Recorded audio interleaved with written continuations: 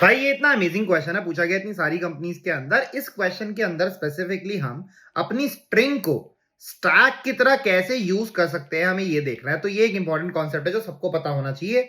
अब देखो इसमें है क्या, क्वेश्चन समझते हैं सबसे पहले। अब जितने भी एडजेसेंट कैरेक्टर्स हैं उनको रिमूव कर देना है। फॉर एग्जांपल देखो ये बी और बी हैं, इनको रिमूव करोगे तो स्ट्रिंग जो बची है वो ए बची।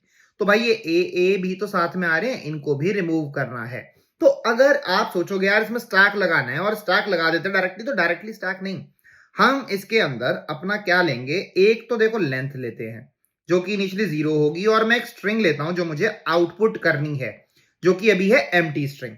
देखो सबसे पहले मेरे पास जो स्ट्रिंग आई वो आई ए कैरेक्टर आया, तो भाई सीधा सीधा इंसर्ट कर दो और लेंथ 1 से अपडेट कर दो। अगला जो मेरे पास कैरेक्टर आता है वो बी आता है, इंसर्ट कर दो और लेंथ 1 से अपडेट कर दो।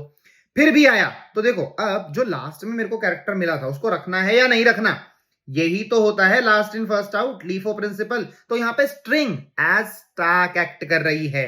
तो जैसे ही मेरे पास यहां पे बी आया तो मैं क्या करूं, भाई इस वाले बी को ना यहां से हटा दो और लेंथ को एक कम कर दो। फिर ए आया, तो भाई स्ट्रिंग के लास्ट पे जो कैरेक्टर पड़ा है, तो मैं ये लेंथ इसलिए मेंटेन कर रहा हूं ताकि जो मेरा करंट कैरेक्टर आता है वो मैं अपने लास्ट वाले कैरेक्टर से कंपेयर कर सकूं। अगर ये बराबर होते हैं तो मुझे क्या करना है, पॉप बैक स्ट्रिंग में से और लेंथ को क्या कर दूं यहां पे माइनस माइनस। तो ठीक है, यहां पे फिर से हुआ, तो मैंने इसको पॉप कर दिया ए को भी, और लेंथ एक माइनस माइनस कर दी। देखो अब सी आया। तो अगर ऐसा नहीं होता तो सीधे सीधे कैरेक्टर को अपने पुश बैक करते हैं हम लास्ट में स्ट्रिंग में। सी प्लस प्लस में ये चीज काम करती है, और लेंथ को क्या करते हैं प्लस प्लस। आई होप आपको समझ आया होगा जो कॉन्सेप्ट हम यहां देख रहे हैं। तो सी मैंने इंसर्ट करा, लेंथ एक कर दी।